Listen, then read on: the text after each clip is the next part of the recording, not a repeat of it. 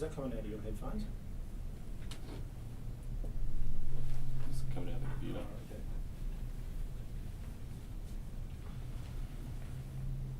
You do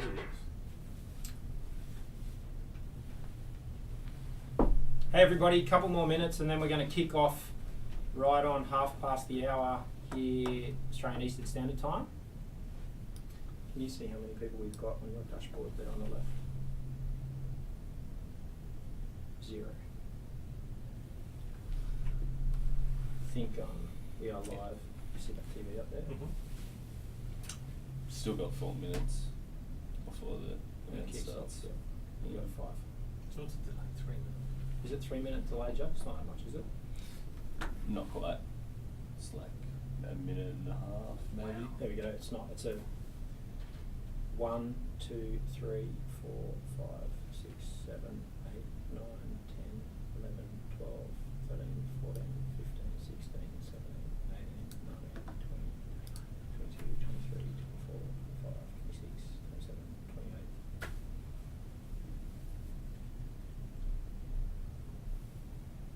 So what's that, 30 seconds? We can actually change that, but then you're dealing with internet speeds and upload Right, speeds okay. and that sort of stuff. So it's a bit higher risk if you're trying to, Yeah. in terms of dropping out, or Yeah. Yeah. do you ever find the audio and the video get out of No, that's perfect.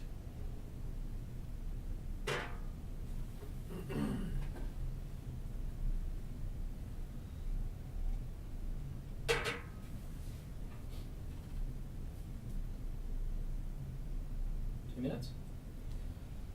Hey everybody and welcome. We're going to kick off in 2 more minutes time, so make yourself comfortable, get yourself a notepad because we've got some great content for you today, and don't panic if the stream drops out. Don't panic, you can hit pause on the presentation. We're recording, so we're going to email out the recording to all of your email addresses after the event, so we'll be good to go. So if your stream drops out, then don't panic, come back to it, come back to the link. And then also if you're watching through our training academy, you've also got the ability to go to the bottom of this viewing window, so down here somewhere, and hit the view on YouTube button, and you can comment live. So we've got people monitoring for those comments. So around this particular topic of safety, if you've got questions, you can message those questions through. So there's comments below. You can comment below, or you can comment on the live chat function on the bestpracticecertification.com.au website. We're getting nods from outside, so we've got happy people and claps, so happy people outside. Hello, Phil. Thank you for that message. Welcome.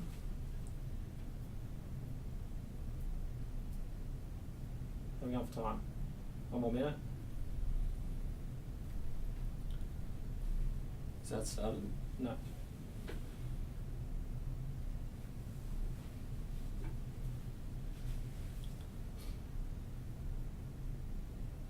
Okay, let's go. Should we get going? So, thank you everybody. Welcome to Best Practice TV and Best Practice Certification. Welcome to our ISO 45001 webinar. Great to have you with us. We've got some absolutely fantastic content today. We're going to go at a high level through ISO 45001 and building out a very high level basic structure of a safety management system, or occupational health and safety management system. So, one thing I'd ask that while you're thinking about this, like, yes, we're talking about OH&S today, but also think more broadly about the techniques and the high-level principles we're talking about today in terms of executing a business plan. So what we're really passionate about here at Best Practice is really simple businesses that are a lot of fun to work at, that get efficiencies and get the benefits of good quality management systems that help those organisations grow, that they're profitable, and that they're sustainable into the future. Now, somebody very, very, very special to me has dropped by today. This is Andrew Barrett. Hello, mate. Hi. Andrew Barrett runs and operates the Safety Untappd podcast. So if you haven't heard of that, and you're watching on a desktop and you've got a mobile phone handy, go onto the podcast button, and he showed me a couple of months back on an iPhone. I'll quickly show you on mine. We've got our purple podcast button, and then we can go across there. That's on an iPhone. I'm not sure about the other Android devices, but we can go across there to the podcast and search for the Safety Untappd podcast, and we'll talk more about that in a second. And he's also got a great incubator where you can go and learn and develop in your professional career, which is Safety Untappd Connected. And we'll talk more about that in a second. So, welcome everybody. Thanks for joining us here at Best Practice. We've got Jack in the room helping us with the control panel. We've got June and Beck outside ready for your questions. So if there are any questions as we go through this presentation, you can, if you're watching in our training academy, there's a little view on YouTube button down the bottom. If you hit that view on YouTube button, you can post comments there. Or if you're watching on a desktop screen, you want to open another browser window, then you can go across the bestpracticecertification.com.au website, and a little live chat facility pops up. One of our team here sitting out in the marketing department outside of this studio can then capture your question, and they're going to send it through to me, and we will answer those. Some of you I see that are watching have also got my mobile number, so I've got my phone here, and you can text me through any questions. So welcome to those people that have said hello, and thanks for joining us, guys, and it's great to have your support. So thanks, Jack. Let's get moving. Okay, so we're talking about ISO 45001 today. We're going to talk about a little bit of an update about what's happening, but today's more about how to. So it's about thinking about simple structures, simple techniques as we just look at a really high level through our webinar series here, and specifically ISO 45001. So a quick update there on that standard. It's at its final vote as to the committee agreeing that that's the final version, no more changes. So the inside word is that we're looking that standard might drop early in 2018. So we're ahead of time where there was potentially more versions and more changes, but the word on the street and the word on the ISO webpage is that it's okay, and that we're looking towards now. The committee's considering publishing dates. So this is a good thing. This will wrap up and repeal two other standards that are relevant here in Australia, which is AS 4801 and also the European Standard Occupational Health and Safety Assessment Scheme or Assessment System, OH&S 18001. So we'll see that all bundled up, and it'll be really nice and simple. We'll have a couple of ISO standards that are very similar in quality, safety, and obviously environment there, which is 14001. Thanks, Jack. Okay, let's talk about Safety Untappd Connected. It's great to have Andrew on board. He happened to be in town today, so we said come and visit and say hello. And so maybe you want to just quickly tell us about what the podcast is, and then how that works with Safety Untappd Connected. Yeah, cool. So at Safety Untappd, our mission is really to help to help leaders who want to grow themselves and drastically improve health and safety along the way. Yep. And so I think that's one of the reasons why I like hanging out with you, because you're passionate about that amongst sort of great business, fun business, and productive business as well. And part of that is health and safety. Yep. And so for the people who work in health and safety, and so a lot of you will be those people who have health and safety in your title. That role of being a leader in health and safety, I think, is something that a lot of people sort of struggle with. What does that actually look like for me? Yep. So it's no longer about being the policeman. It's no longer about telling people what to do. It's no longer about having all the answers. That in order to future-proof your career and your relevance to business, you actually really need to be a true leader. And so we sort of thought, well, how can we help as many people as possible? At scale. At scale. I've spent my entire career coaching and mentoring other people. And I sort of thought, well, how can we do this bigger? And so we started the Safety Untappd podcast. So that's free content that comes out sort of every week or every other week, which is an in-depth interview with someone on a particular aspect of your leadership. So it's not necessarily about hazards and risks and systems and all that sort of stuff, because you've got great content from people like Kobe on that. This is about how you can become a better leader. Yeah, more influential, more inspiring. Yeah, absolutely. It's about so you might feel like you're particularly efficient, you're probably really busy, but the question is, are you really effective in your role? Absolutely. Are you influencing health and safety outcomes? And so my hunch is that if we become more effective leaders, if we become more relevant to the people we serve inside businesses, if we become less of a cost centre and more of a value add, then we're going to get great health and safety outcomes and improve the world, really. Yeah, make a big dent in the world. Fantastic. And we were talking earlier, we've been sitting in my office for the last couple of hours and had some lunch and talked about the concept of influence, and we touched on some of the marketing principles of people like Simon Sinek. We talked about Robert Cialdini. We talked about those influential principles that you might find in industries like marketing, and you're bringing those across. So and we agree on this front that the modern health and safety leader or manager it's not about ruling by fear anymore, and that's certainly something that I've never liked, and we'll talk about how I've never liked that, even in some of the previous roles I've had. that it's more about inspiring and influencing rather than manipulating. Yeah. If that makes sense. So Yeah. really exciting. So obviously the podcast, we'll talk more about that at the end of this webinar. The podcast is absolutely fantastic. Jump on, there's some great interviews. I've featured on there as well, and I really enjoyed it. We had a great time, and there's a great bunch of people that Andrew's tapping on the shoulder and saying, hey, come and chat. And then more importantly, to network and be involved in the growing community of Safety Untappd Connected. That's what Andrew does for a job. So it's about people joining that association or that club and starting to incubate with other health and safety leaders around accelerated development of your career and accelerated development of your leadership skills. And obviously it's got that safety focus.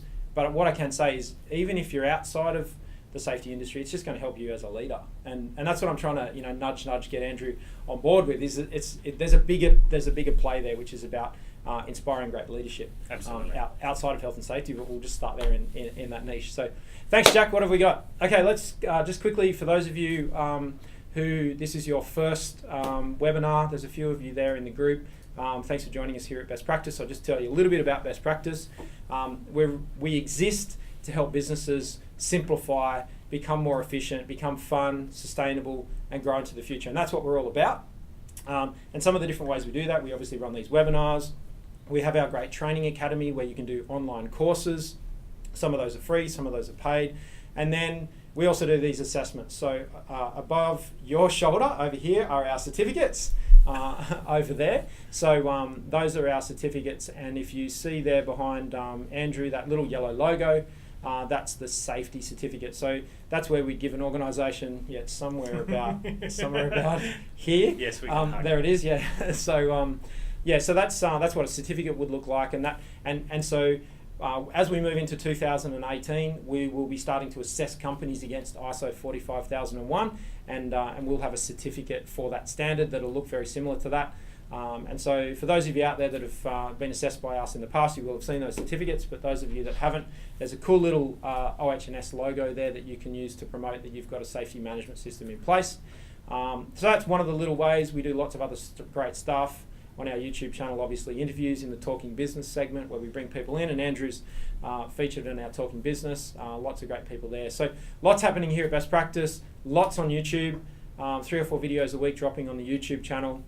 And it's a great way to engage with our content. Some of them are 3 minutes, some of them are 30 minutes. So YouTube's a great facility. So if you haven't got a free Gmail address, grab yourself a free Gmail address and get more involved in YouTube and the facilities that you can subscribe and follow channels. And maybe Best Practice TV can be the first channel that you subscribe to when you get your free Gmail account. Lots of other great stuff you can do with those Google products once you've got that Gmail account. Lots happening on Instagram. So we've got June and Beck managing Instagram. So if you're on the Instagram platform, little inspirational quotes and tips and tricks on a day-to-day basis. So we're posting almost every weekday to Instagram. Just look for Best Practice TV. A little bit of stuff on Twitter, a little bit of stuff on Facebook, and lots of stuff happening on LinkedIn. So Alexi, who for 12 months was behind the camera before he took leave, he's now moved to the lovely Byron Bay, and he's living up there writing articles. Sounds pretty cool. Taken leave, and so he's now just full-time on a, that's his full-time job now, is just to write articles for our LinkedIn. So you'll see that either on my account or on the Best Practice page there on LinkedIn. So great page to follow over there on the LinkedIn account. So if you're an avid user of LinkedIn, send me a message or give me a like and say hello. That's where I like to interact with people and send messages backwards and forwards. So lots happening on social media to support you. So it's not just about this content, but we'll go into depth today. That's what these monthly webinars are about. And we've got a good group today. I'm not sure how many we've got live, but we've got about 50 live at the moment. But we've got 200 people that will eventually watch this over the next 24 hours, depending on the global time zone that they're in. So quite a good group today. So thanks for joining us. I'm very grateful. Okay, so thanks, Jack. What we've got here is just a really high-level structure. We've dropped some clause numbers into these circles so that you can understand how the plan, do, check, act, continual improvement cycle is embedded in this safety management system. So ISO and the International Organisation of Standardisation, they've drawn that very simple plan, do, check, act cycle or principle across to safety in this instance. I don't think that's a bad thing. They've certainly learned from that process. But if I take a quote from my mother, it's more like, think about the consequences of your actions. And so rather than just jumping in and doing something, and then I'll take a quote from my dad who says, Kobe, stop going at things like a bull at a gate. And I apologise for our international guests here, but going like a bull at a gate is charging into something without really thinking about it. I think that as we, ideally in an ideal situation, as we're thinking about, the consequences of our actions and we're engineering an outcome, that it would be wise to do a plan, and it would be wise to plan and think about that. But it's not always reality. And so closing the loop on this cycle of continual improvement, we've got an opportunity to do, operations that we talk about, we're talking about right over there on the other side of the screen, clauses 7 and 8, monitoring and measurement. And monitoring and measurement could be we get caught doing something or something went wrong, and we find out that the outcomes are not what we desire. Now we didn't plan those outcomes, but we achieved an outcome that we had a fatality or we had a major injury or an incident. And so then we start to look to, okay, well, a good idea might be to try and prevent this in the future. So we talk about continual improvement, and then we go back up to our policy. So what we're going to do is just work through this structure just to show you how to build out the system. But I just wanted to show you how the clauses of 45,001, while they sit in numerical order, it is a cycle. So we, as you're reading these standards, any of the ISO standards, but in this instance, the draft ISO 45,001, when you get to clause 10 or when you get to the bottom of the standard, you've got to go back to the top. And it's that constant cycle. And so what's got me to my point in my career that maybe makes me a little bit different to a lot of people is I'll pick up, and of course I work in the area of standards, but I'll pick up these standards and I'll flick through them monthly. Now, I do have a life outside of work. However, it's like a great book. Every time you pick up that great book and reread it for a second or a third time, or even watch a TV show for a second or third time, you're going to pick up other things. And that's what's happened to give us the in-depth understanding that we've got here at Best Practice. It hasn't come from some secret course. It's just come from constantly observing and absorbing that information. So in your experience, and you've been on both sides of the fence, in terms of being audited and being a consultant, and then obviously being a client, those sorts of things. What's been your experience? What's a successful example that you've seen of where that cycle has worked and improved outcomes? I think the continual focus is a really, really important thing to do. So one of my favourite quotes is, if you keep doing what you've always done, you'll get what you've always got. Mm-hmm. And so I think in that sense, one of the traps that we can fall into in safety is this idea that all things are preventable, and that we sort of have this absolute perfectionist objective. Mm-hmm. Now I think that's philosophically okay to have, but practically speaking, I think we have to give ourselves a little bit of slack. Mm-hmm. So I think it's okay to go through this cycle, and as you say, because it's a cycle, you need to expect that you're not going to pick everything up every time. Yep. And so we've gone through that process. Probably one of the best examples of that I've been involved in is leading the safety and design framework and strategy at the National Broadband Network, so building Australia's largest infrastructure project, telecommunications internet network. And we went through that, but we got plenty of things wrong as we designed the architecture rules for how this network was going to work. Mm-hmm. And so as we then got into the operations of the business, yep, and people actually started to having to maintain it and that sort of stuff, a whole bunch of new things came out. We kept learning along through the whole process. And so I think that idea of learning through continuous improvement is a really important one for me. And it's such a powerful thing to see that at work at Australia's largest infrastructure project, mm-hmm, but it works at any scale. And that's Absolutely. Probably the most exciting bit about it. Absolutely. And I think for me, my favourite thing on that whole slide there is that monitoring and measurement stuff that's down the bottom there, is the dashboard and looking at the numbers. Yeah. Those of you that have got bank accounts out there, you're looking at your bank account, you're looking at the numbers, and it's going, are you going forward or backwards? Yeah. So that's a dashboard, that's a number, and then you talk about safety outcomes. It can be that simple. Mm-hmm. So and we've heard about some of those principles about numbers of days since the last injury, or numbers of times that we've reported injuries, or numbers of times we reported hazards. People get critical of that stuff, but it's all a great place to start. It's a simple way to start, and then get more complicated and more technical and that sort of stuff. But you can, you try and go for the 5-star version in the first go, and you don't get there. So there's not one there's not one single elite athlete out there in the world who's won everything. Yeah. You know, so perfect practice. You know, it's like perfect practice makes perfect. Thanks, Jack. Let's get into policy. So obviously, clause 5 and 6 talk about policy and plan and what's involved there. So there's a real question here where I do, for the benefit of you guys out there in the audience today, and I'll move a bit closer. Is I want you guys to understand that what we're talking about today in the context of these management systems, they are part of a business plan. And so I will ask the question for the organisation, that you're with as a partner or an employee or as an owner or a director or whatever that might be, what does the business plan look like? And then is there a petition or a component or a module of that business plan that is for OH&S? That's an important element. And that's where we start to connect policy and strategy and delivery. And too often, we see that segmentation. You've seen it, right? So you see the safety's over there, the quality system's over there, and the P&L and the business plan are right in the middle. And so that's why I really want to connect the other parts of the business here in this presentation to say, well, this is how we're going to deliver the safety business plan. And we all know too well that if you do have a fatality or you do have a major injury, the rest of the business stops. And so the P&L stops, the cash flow stops, all those sorts of things. So it is really important. Now, just calling on 4 parts, if you like here, 3 parts, which is the commitments, and if you can shrink us down there, Jack, so we can see, perfect. You can see there's 3 commitments, so we're calling for 3 commitments in a policy, and that's what the standard's up to. So it's talking about the 3 commitments, and we might jump. Do you want to jump onto the next slide? I think that's going to drop us down into. It's going to take us down into our business plan. So before I get into commitments, we're talking about ISO standards providing that high-level structure of your business process, and obviously working towards continual improvement across all your business processes. So, what's the strategic objective for your organisation? What is the area of industry that you're in? What are you going into? What are you getting out of? Where are you making the bulk of your revenue? Like the 80% revenue is coming from a particular area and 20% from another area.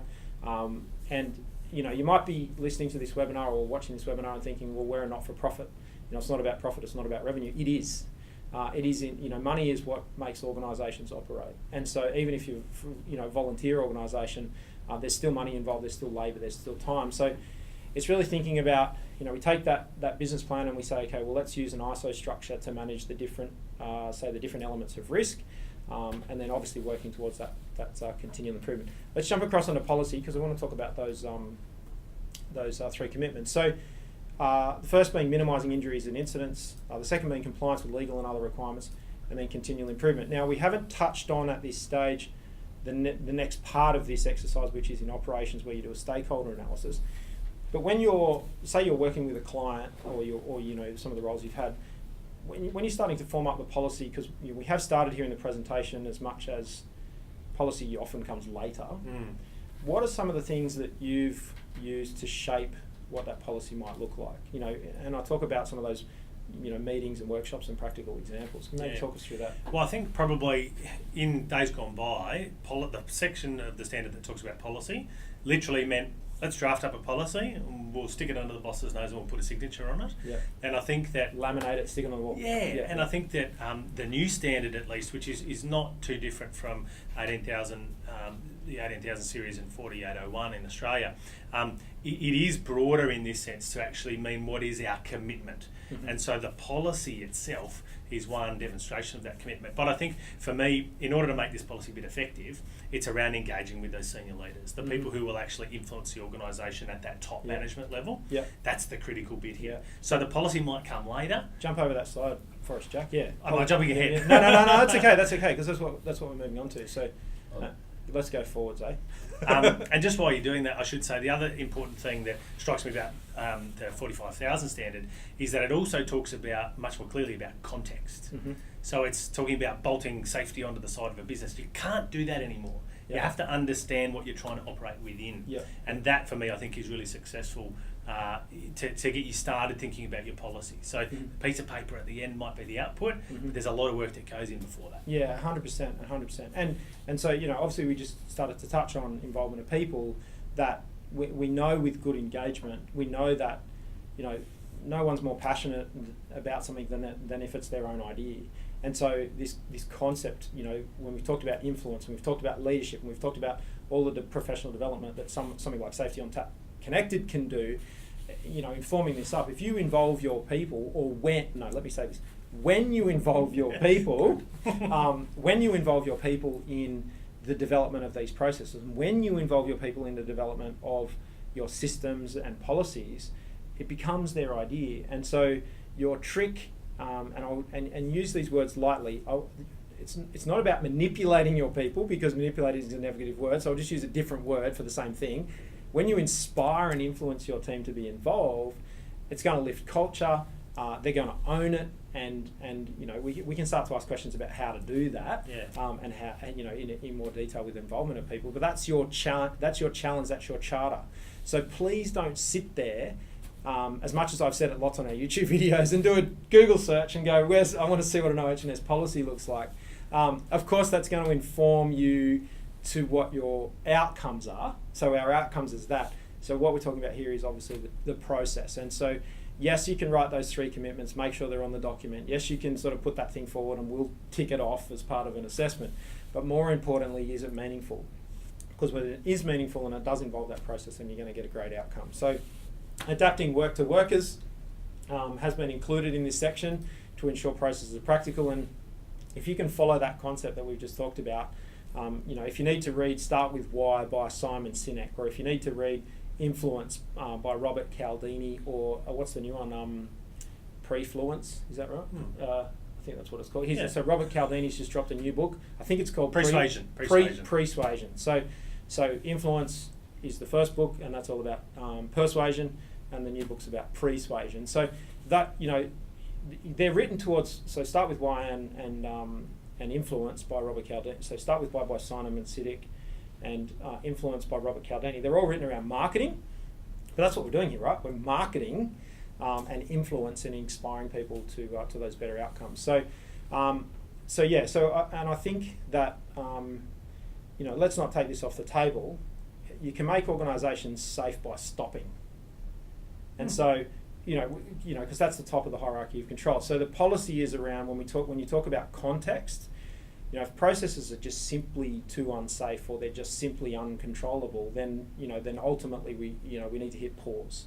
And so it's only going to be a short-term cash flow is only going to be a short-term outcome when you've got really dangerous and uncontrolled processes, because you're going to have the accidents and incidents, and it's going to stop you anyway. Yeah. So and that's where we'd say the comment might be it's just unsustainable. So when we're forming up context. We're talking about, what's the sort of level of risk that we're prepared to take here, and what's our risk appetite. And when the standard calls for leadership to write these policies, it's starting to draw on the conscience of that leadership to make that decision that, yes, actually we're going to take this risk, or we're going to try and lower the risk that we're taking. Thank you, Jack. Okay, let's drop down into operations. So sections, how are we going for time? Sections 7 and 8, it's all about doing, and I've always, I've been saying for 15 years, and some of you there in the audience have seen me present courses over those long periods of time. I talk about the doing part of the standard. This is when we're talking about this section, we're talking about this is us running our business on a day-to-day basis, running your operation, running your organisation on a day-to-day basis. So this part of the standard is all about, okay, how do we flesh that out? We're talking about, identifying and planning risk. We've had our policy. Okay, how are we going to start to do that? So it's all about understanding your processes, training and emergency preparedness. So let's get into processes. I think we drop down there.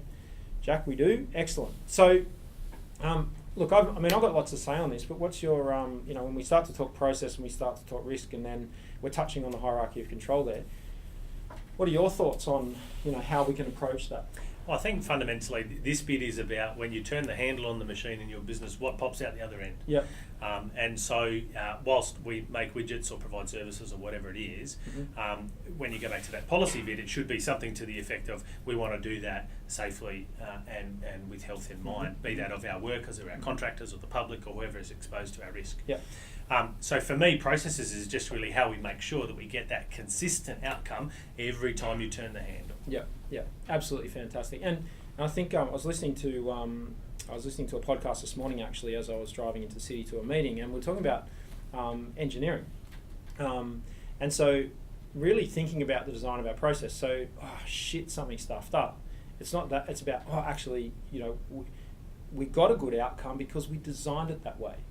And so, yes, that comes from trial and error, but it's not, belting something at the end of a production process with a hammer because it didn't fit and making it fit with a hammer. It's saying, okay, well, it didn't fit, they're not currently fitting, how can we redesign the process? Yep. So if we've got, risks, injuries, incidents, and we talk about guards and protective equipment and those, guarding on equipment and machines.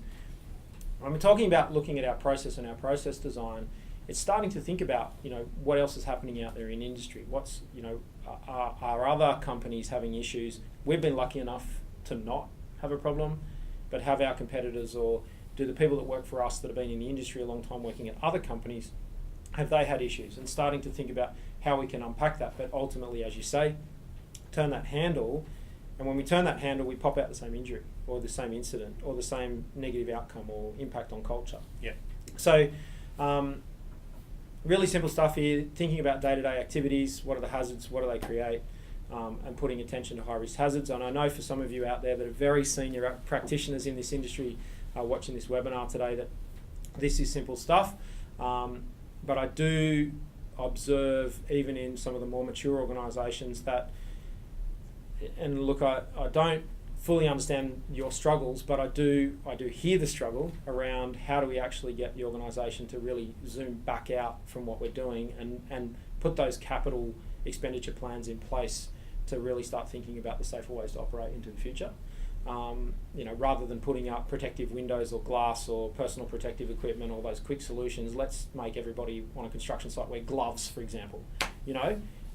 Those are not, they're, we'll go onto a mining site or we'll go onto a construction site and they'll say, everybody, we've rolled out a glove policy, everyone's got to wear gloves. I'm like, that's not this principle. It's like, how do we make people safe so they don't have to wear gloves? Yeah. So, okay, well, there's 100 people on site. 2 of them have got to wear gloves, the rest aren't allowed to go over there, and that's eliminating, that's using the hierarchy of control to eliminate that risk. So, I think we're trying to get through a lot of content today. Have a bit more of a detailed think in your business about how this hierarchy of control that's up here behind me, how that works for you, how you can use it, and equally, how does that work in something like a quality management system or an environmental management system or a financial system? So, we've recently implemented a new financial system here at Best Practice, and we've really eliminated a whole bunch of the issues that we used to have with inaccuracies of data and recording of information by recording it at the source and doing bookkeeping, for example, individual people submitting their own expenses on an app, for example. So we've really re-engineered the whole business to eliminate huge problems that we used to have with accuracy of information. So, if there's a particular process that upsets your customers, or your customers have an issue with, how can you eliminate or substitute, that process or parts of that process to eliminate that risk? Okay, thanks, Jack. Obviously, training, critical part, something that you love to do and have a lot of involvement with. And adapting work to workers, but thinking about the context here. There's obviously, we can talk about how you're going to involve all workers in training and remove of any barriers to consultation. That's all in that training, consultation, communication part of the standard. But my real question here is looking at and recognising skills, not just qualifications, but skills, qualifications, and experience. Mm-hmm. So, if you got any, maybe you can talk to some examples where you've seen experience, being recognised. So, 100, I've been here 100 years and, this is how we've always done it, or someone who's got 100 years experience is better than a uni student. Yeah, I think one of the disappointing things about 45,001 is that they've continued to use the word training, mm-hmm. and I think what we've actually lost sight of is that the training is about what we do, but it forgets sometimes the outcome, which is learning. Mm-hmm. And so that idea of learning sort of is sprinkled throughout the standard. And so I think when it comes to training, some of the things that I'd like you to think about, and I think there's a bit of an 80-20 with some of these things. So if you get these right, yep. you're actually going to have a massive influence. So one of those is tapping into experience. So again, one of the things that we often think is we'll do a training needs analysis based on the risks that we've got, and then we'll put everyone through the training as if they're all starting from the same point. And what we fail to do is to tap into the knowledge and learning and experience that already exists there. Yep. So one of the best examples that I've seen of that is organisations, when they're looking at training and competency and learning outcomes, is just connecting together those more experienced, more competent people with those less experienced people. So that idea of apprenticing. And we've talked about master and apprentice a lot. So that's something that I've seen, and it doesn't have to necessarily be a formal thing, but your system can take into consideration that we recognise the learning and the competency that already exists.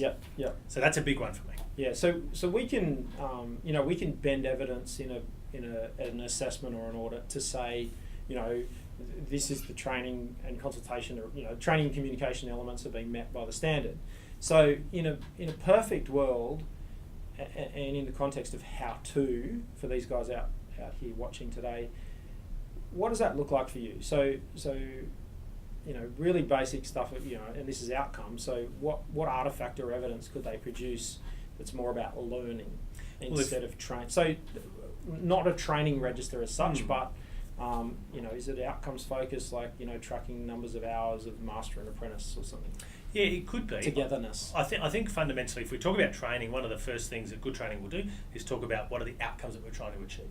And so let's imagine that you are designing a training course for a high risk that you've got. That's going to have those outcomes. So before you put anyone through the training, you might ask yourself, who's already achieved those outcomes? And so by way of the end of the training process, where you might have some form of assessment of competency or understanding, and that will mean different things in different contexts, you can put people through that process. And so instead of having to push them through the training, you just fast track them to the end of the process. And so in terms of evidence for an audit, then you can say, hey, we recognise that we need to demonstrate that we're controlling this risk, because ultimately training is about control of risk.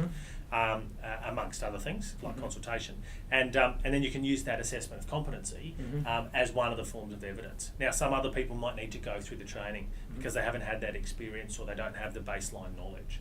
So I think there are different ways to skin the same cat in that sense, and you can still use that assessment of competency, and I use that term really broadly, which would be evidence for the auditor to say, this is how we're managing this. So, and I think the point I'm going to add there is, we talk about our best practice training academy, where we do train a lot of people online, and so that's what funds these webinars. Just so you know, we sell training. Check it out. We sell training. Check it out. But we're proudly unaccredited, and so what we do come up against is we're focused on the outcomes, and we're focused on, you pick up a book and read a book. You don't ask for a certificate.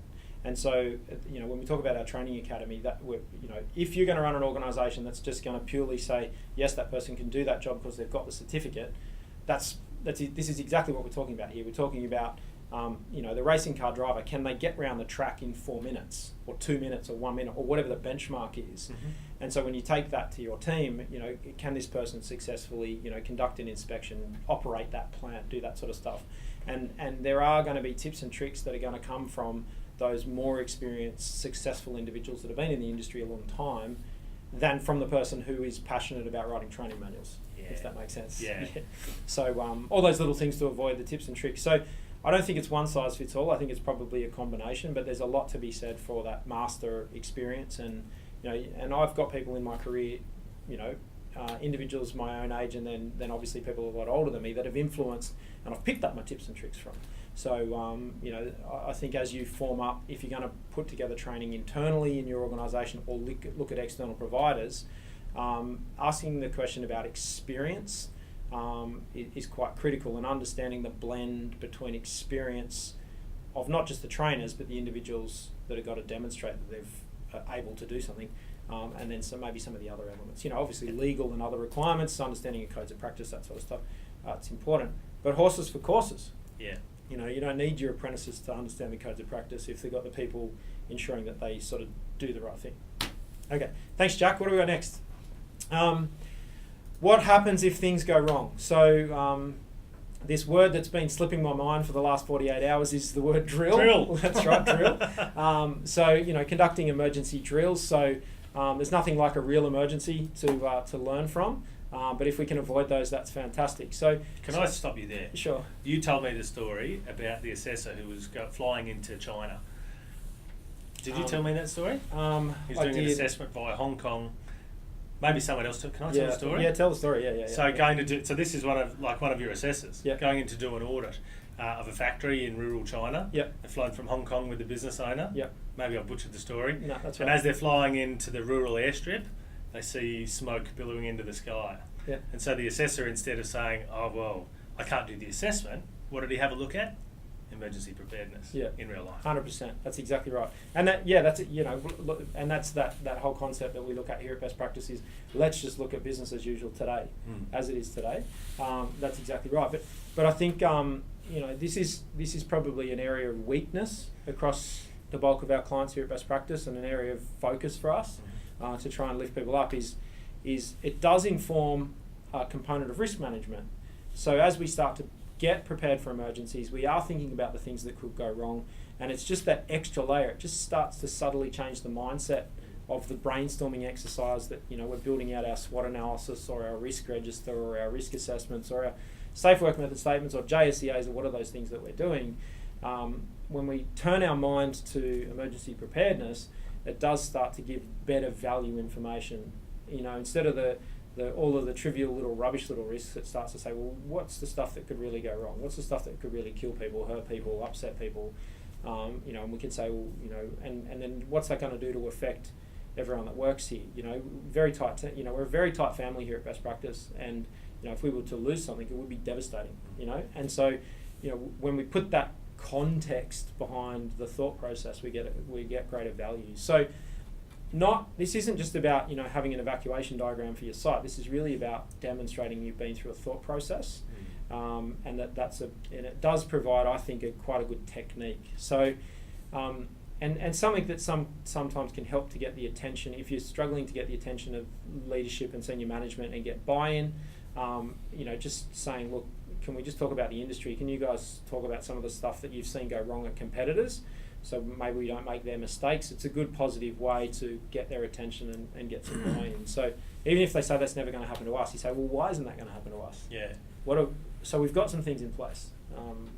Quite cool. Yeah. Thanks, Jack.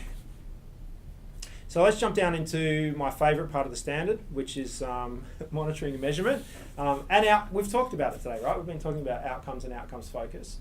So my question to you is, do you have a clear picture of your organisation's performance? In particularly this area today, we're talking about occupational health and safety.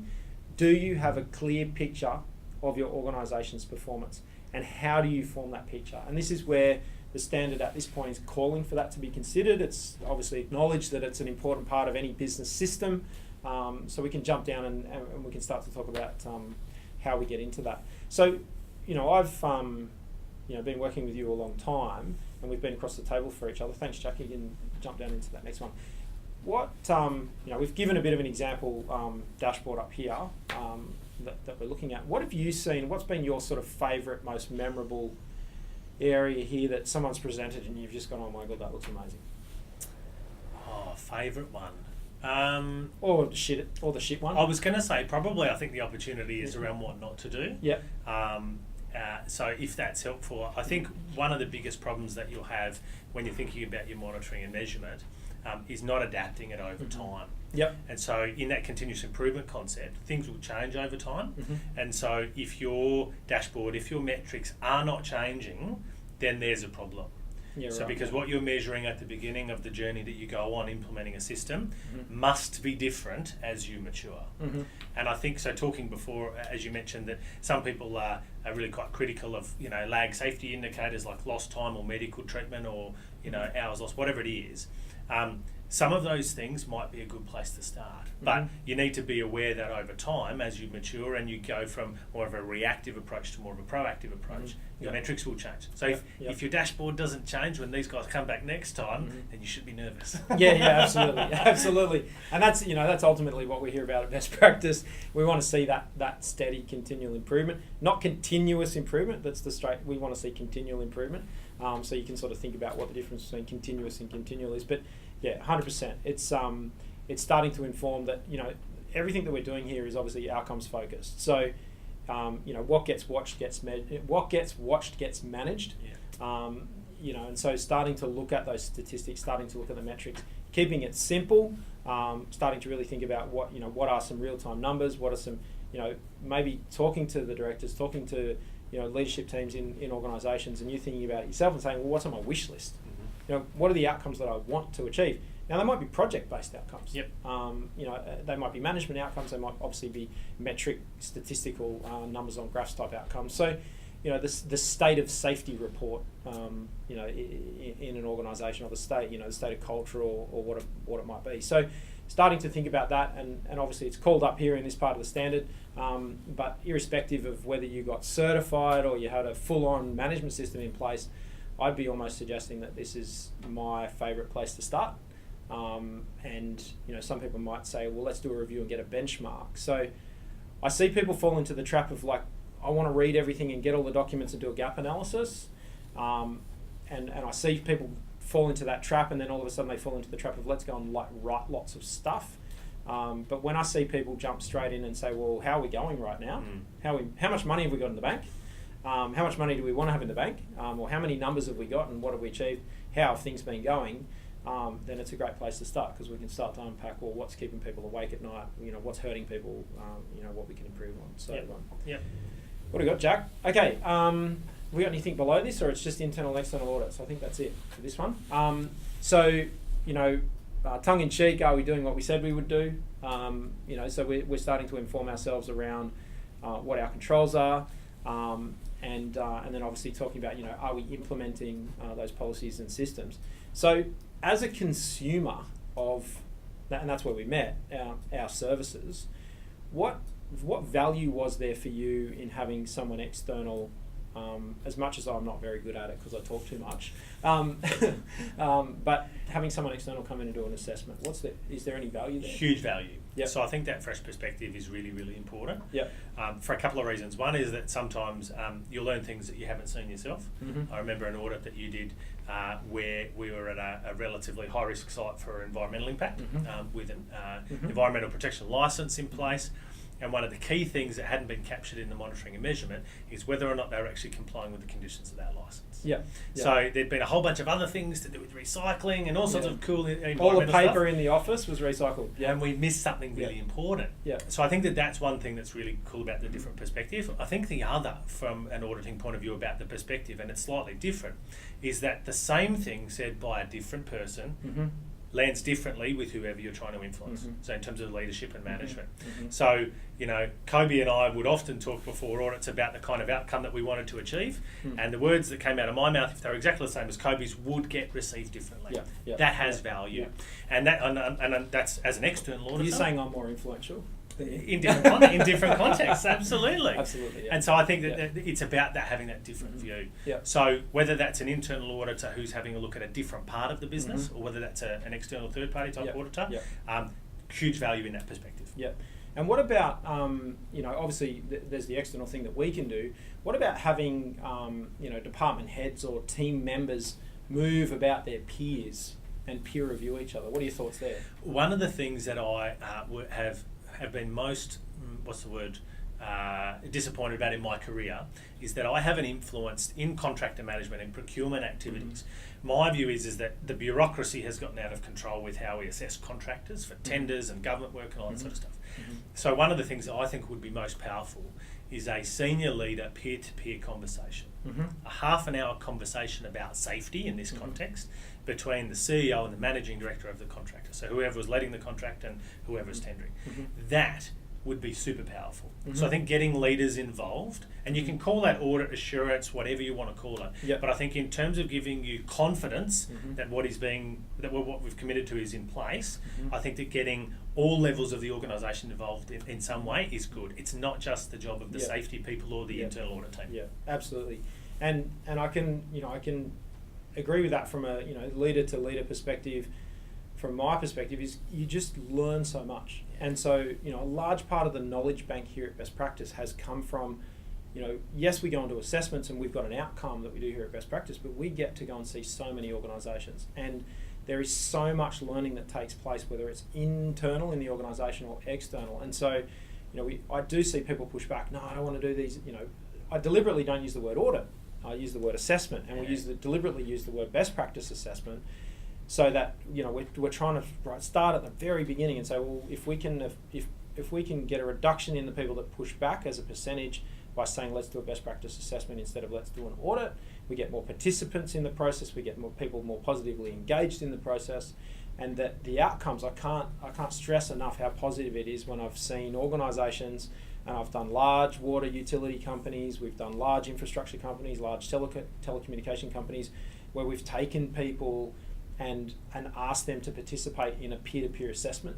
system, at an equivalent level. So you haven't got, an office junior talking to the CEO and is completely freaked out by the whole situation, but at that peer-to-peer level, the level of learning and engagement, if you don't get an outcome, if you don't get a report, it doesn't matter. Yeah. The learning outcomes, and it's probably more back to that master and apprentice, type concept, but you've got apprentice and apprentice, and master talking to each other. So and that's where I think for audits, don't get too anal about, is this an audit or is this a leadership thing or is this a concentration thing? You can go with the flow like that. Absolutely, I think. And that's the cool part, right? And that's just part of that initial evolution. If someone pulls you up and says it's not formal enough, tell them to pull their head in. It's about, even if it's one of our guys, our guys or ladies that's saying, that's not formal enough. It's about the outcome. It's not, it's about the intent of the the intent of the standard in this instance with 45,001, where it's talking about that. But this is the checking, monitoring, measurement part where we're seeing how we're going, and don't lose sight of the important outcome, which is you've identified things you can work on and improve. That's this whole thing, right? Yeah. Look at your dashboard. Oh, I'm not going very well there. Let's look at improvement. Let's look at doing some peer-to-peer assessments. Oh, actually, they're doing that really well. We could copy. Those sorts of things. So it's about informing that outcome, which is like it spits out shit we can improve, basically. So okay. Can I add to that quickly? Yeah, absolutely. I should say that whilst we're looking to improve as well, it's not just about fixing what's not working, but it's also about amplifying what is working. Absolutely. And I think that many auditors miss that point. Things go right most of the time. So if you can amplify that out of your audit process, then you're actually going to get a whole lot more value out of just fixing what's wrong. Doubling down on strengths. Yeah. That concept, whether it's sales, marketing, audits, OH&S, anything, absolutely. 100%. Thanks, Jack. Okay, so let's cover the last part of the standard now. Jump down into clause 10. Now, this is now a generic clause in all of the standards. So if the standards are following this, there's a bit of technical jargon here for you, Annex SL. Clause 10 is all about continual improvement. So this maps across any management system standard as the sort of the complementary improvement part of the business plan, and forming out how the business plan then it deals with each risk area. So you'll see this you'll see clause 10 in ISO 9001, you'll see clause 10 in 14001, the 2015 versions of that standard. When 45001 comes out next year in 2018, you'll see clause 10 there too. So the clause numbering is the same, and so you've got the opportunity here to set up a more of an integrated element to how your system runs. And we can talk now about, thanks Jack, we'll drop down into management reviews. So at a very high level and very, very simply, how are we going with our business plan? And that's the first question. And so business plans are obviously all about risk. If you want to use risk as a concept, it's our strategy, and our strategy is our direction forward, or our opportunities, strengths and opportunities, and weaknesses and threats. So this is, management reviews, the formal heading. The standard's intent is that it's reforming the strategy and going forward, but asking those questions. Did we achieve our business plan? Have we got everybody on board? What happened that wasn't planned? What emergencies did we have, and what can we prevent? So really about informing that process, and using the output of this process to update obviously our business plan. So you're starting to do with the consulting arm of what you do, some management review strategy setting type activity. Are you seeing, are you finding success in starting with a how did we go, then what do we want to do, or starting with what do we want to do and how did we go? I don't think it really matters. I think having it balanced is the important part. So Yeah. making sure that you understand, because it depends on what the context is. Again, it goes back to Yeah, context. absolutely. So Yep. if there's a burning platform that's in the mind of your leaders, then you need to start with that. Yep. So if something has gone wrong, then focus on that. If things are going right, then talking about what's going wrong is probably not going to get their attention very much. Yep. So I think it just needs to be balanced. It doesn't matter how you start. Yeah, perfect. So, and Andrew is right. It's people get too caught up into, I need to do this before I do that, and if you can short circuit this cycle of continual improvement. You can jump to these things. Here at Best Practice, we do this management exercise weekly, and some people ask me actually, I'll answer very quickly one simple question: how often should we do management reviews? Here at Best Practice, we do them quarterly. The successful businesses that I see out there running good safety systems with good outcomes, good performance, they do it quarterly. They run on the financial quarters. It marries up with their financial system, and they see good quality outcomes. So I will give you that very specific piece of advice, but then it gives you the opportunity, if you're going to write something crazy like we're going to do this annually, you're just not going to get buy-in. It's like, let's everybody chuff off to the gym once a year, do a bit of an activity, and this is what we're going to do, and set our New Year's resolutions, and then by the end of January it's all over.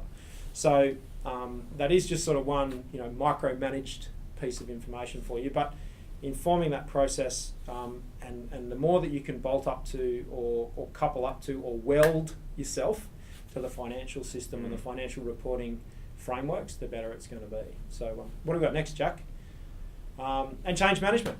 I'm just going to say, I'm going to hand this over to you, and you can talk about change management. I'm just going to say one word here, which is digestion. Too often we see, lunch, we had a good lunch by the way, everybody, but too often I see that, and there's an issue with digestion. We see systems managers and we see people change the organisation, but the organisation's not given enough time to digest what's going on, to let the changes settle in, to let the seed grow. And so, I'll use this analogy here again: perfect practice makes perfect. The master and apprentice don't get to spend enough time together.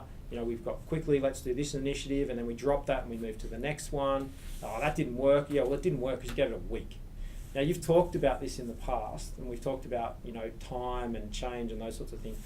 What are some of your thoughts around, what's appropriate for change management? Well, I should say that, again, this is new in ISO 45001 compared to the other standards, Yep. and I'm glad it is, because it needs to be in the forefront of our mind if we're trying to implement a system.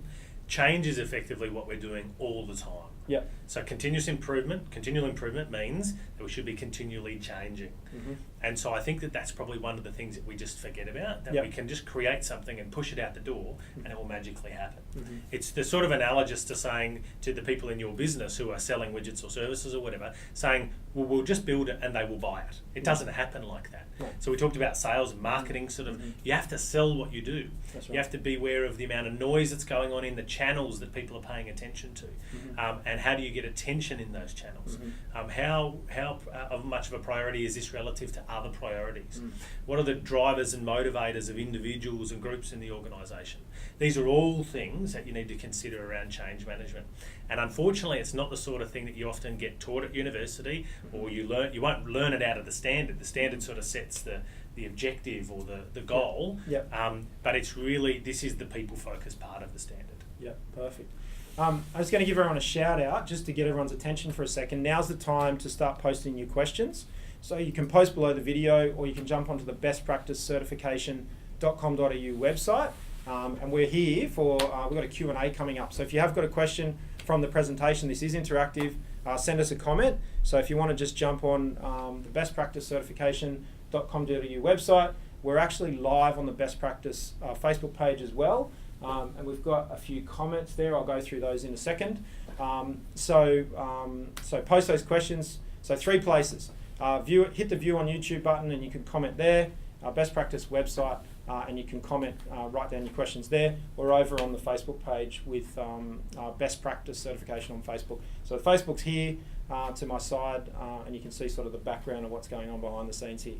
So look, I think that if you could take a note of this question: how will we let our changes be digested? How will we most effectively coordinate the handover of information, of change, of knowledge, and then talk about who, what, when, where, how. So just knocking it, and it could just be, just a sketched out little plan. It doesn't need to be a documented policy or anything, but it's really just thinking about, we're rolling out this change, who needs to know, what do they need to know, how are they going to do it, and when are they going to do it. And more importantly, the last thing on when is, when will you, they do follow up. And that follow up piece, so we can start to look and see, well, did we give it a chance to get its outcomes? Yeah. Thanks, Jack. What have we got left? I think we're going to drop down into the Training Academy. So for those of you that it's your first sort of participation with us at Best Practice, we've got a great Training Academy that sits behind the Best Practice Certification website, and we've got a very detailed course on ISO 45001 and the essentials, where we go clause by clause through the standard. There's a free checklist there on the Best Practice Certification Training Academy. I think it's bestpracticeeducation.com. I think is we'll get that link in the email that goes out with the recording. But if you go to the Best Practice website, there's a blue button at the top, Shop Training. You can get your free stuff over there. So we've got an internal auditor course, a 45,001 course, which is our essentials, where we go clause by clause through the standard, and then a gap analysis checklist. Now, 45,001 and 4801 are the same or very similar. The intent is very similar. Clauses are different, but we'll get that 45,001 checklist up there very shortly, because we're just waiting for that final draft before the final version of the standard. So before we go though, so that's my stuff. That's what Best Practice has here. Obviously, if you're interested in certification, you're interested in finding more about how to get certified to any of the safety management system standards, you can really simply just jump on the live chat of the Best Practice Certification website and then ask questions, and one of our friendly team can look after you there on budget estimates and prices and quotes and those sorts of things to help you get that talked about. Can you just jump to the next one for me, Jack? So I just want to talk about, just finish off with, because what Andrew does, and Andrew's job, how he makes money, and we do more of this free content, is he talks about and works with Safety Untappd Connected.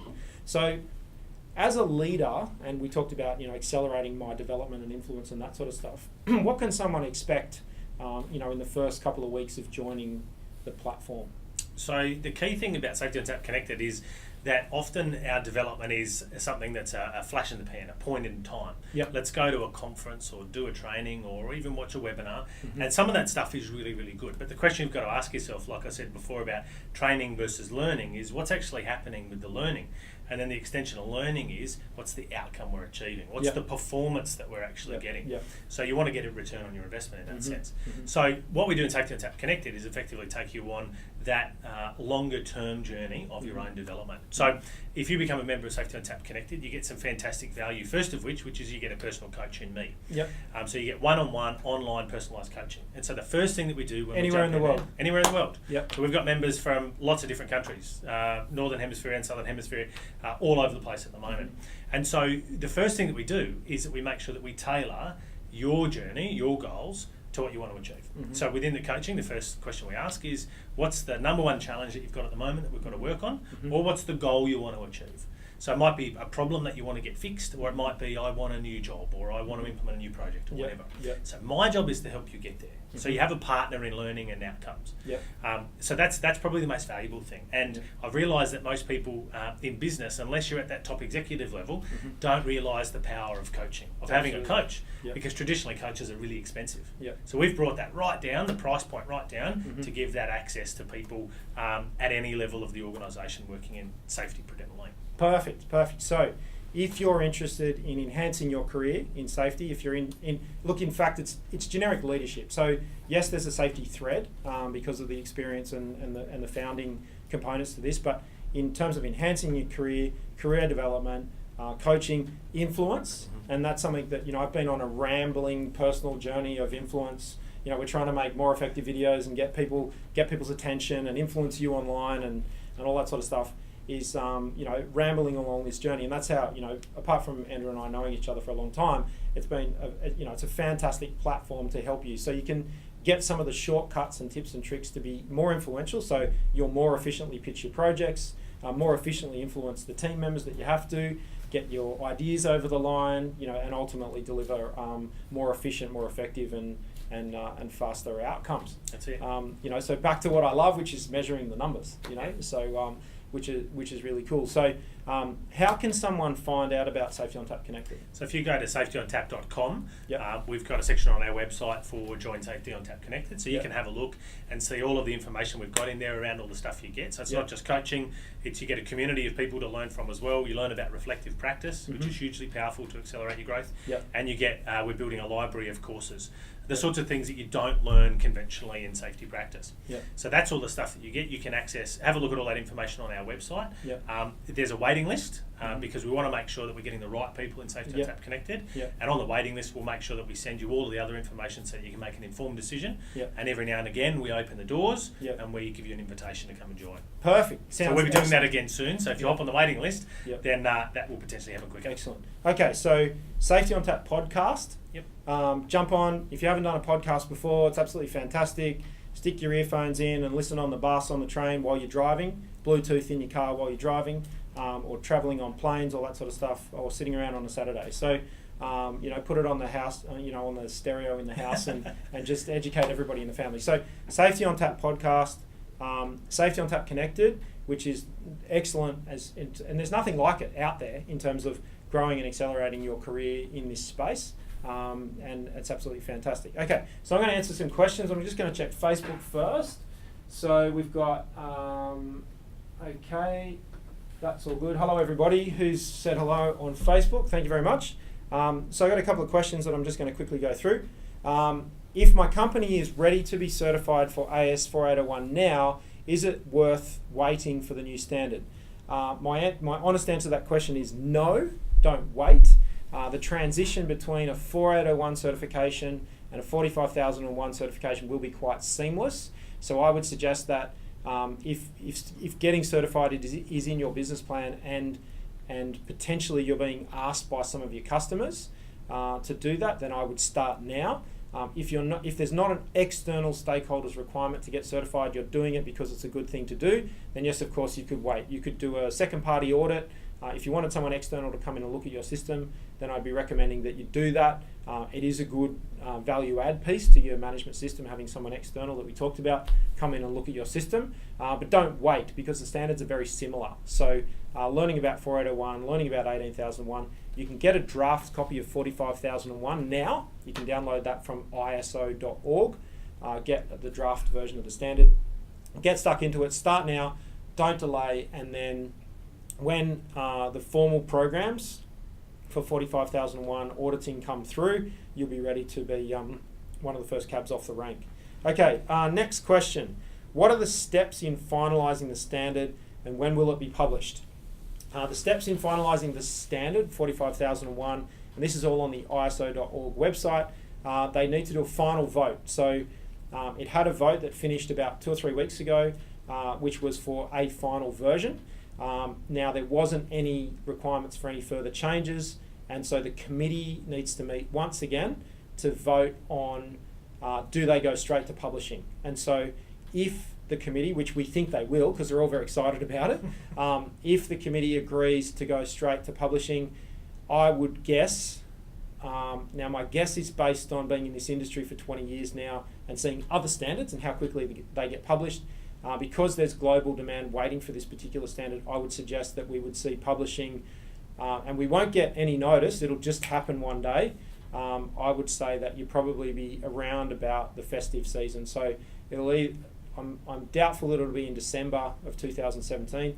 I'd say we might see something in January or February 2018. So there hasn't been significant pushback on the standard. It's really just about the bureaucratic process of dealing with a committee and the time it takes. The committee's made up of people from all around the world, and the time it takes to get all those people into one place in one country and funding that exercise and who's allowed to participate in all those sorts of things and getting a quorum and all the different players with their politics. So there's very little changing in terms of the words. It's more about the politics of going through the process. So I would say the next steps are just agreeing on when they're going to go to publish, because there wasn't any requests for changes. Where do you think the most work will go into to transition from 4801 to 45001? Look, there's a more prescribed requirement for stakeholder analysis and looking at what stakeholders want and what stakeholders need from your safety management system. That's an enhanced requirement. And I think that the 4801, so from an international perspective with 4801, the strength of consultation or the depth of consultation is not as deep in 45001. So yes, it's there, but here in Australia, we're all about consulting. It's in the laws, it's in the regulations, and it's quite critical based on the political climate that sets up the laws here. So I think that probably I would suggest that the effort or the work just with a generic system will need to be in your dashboard in monitoring and measurement, so you can inform yourself and have a real clear picture of your performance. And then your stakeholder analysis. If there's another gap, it might be against your business plan, and that there's no sort of link between your business plan and your safety management system. So a business plan sits as the umbrella, and then each of the management systems are how you're going to handle your risk, if that makes sense. You got any thoughts on where you'd see? No, I think that's probably right. I think the other one where I think we might trip up, which isn't going to be immediately obvious, is around context and just understanding your context.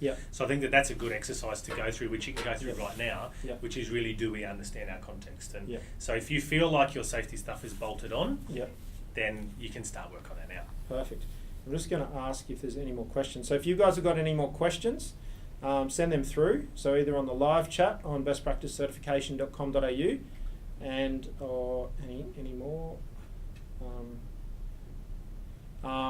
Or on comment below on the YouTube channel. So here in the Training Academy, you can hit the view on YouTube button if you're in the Training Academy. No more questions. Okay, thank you, June. Okay, so that has been the Best Practice Certification. Thank you, June. Webinar for this month on ISO 45001. Just looking at, hang on, we've got another question. Hands going up.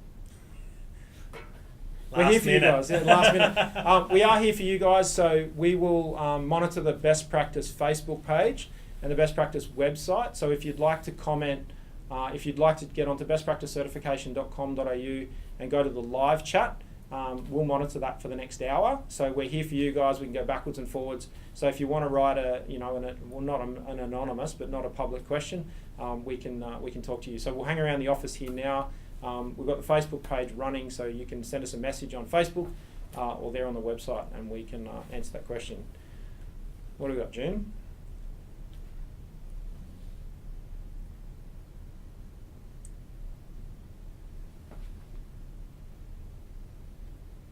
One more question. Wait for the carrier pigeon. Yeah, it's coming. It's coming. Yeah. No? It's coming. Right.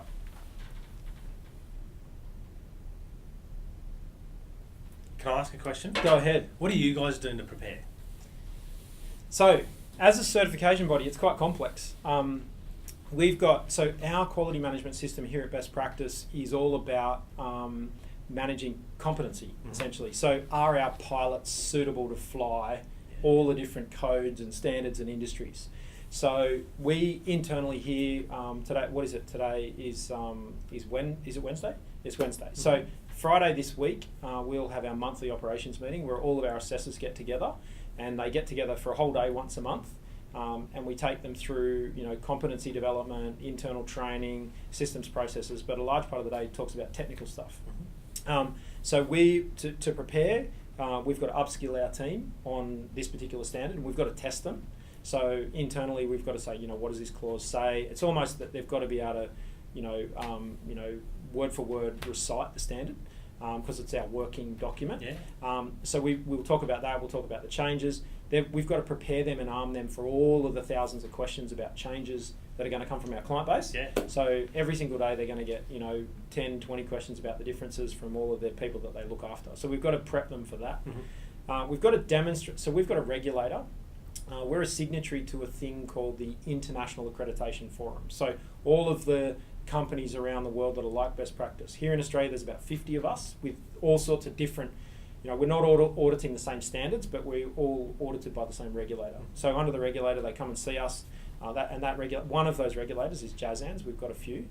And so they will come and see us, and they want to know what our plan is going to be to audit So they'll say, how are you going to generically go and review someone against 45,001?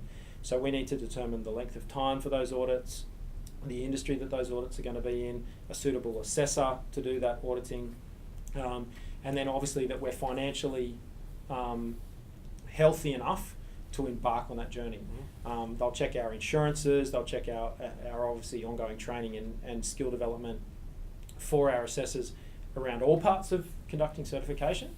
The other things we've got to do is we've got to do a risk assessment around our impartiality. So it's really important for us to be impartial in this process so we can give an independent report. And so we've got to finish our risk assessment, and for the most part, all this work's been done already. We've got a few little sort of minor tweaks, so we probably won't get checked by our regulator, probably until January, February in 2018, but we've prepped ourselves, we've done it before, so we're ready to be sort of first, it's our plan to be the first into the industry with approval to audit against this standard. We're doing audits now, so we are auditing against 45,001, the draft standard, because it is still a standard.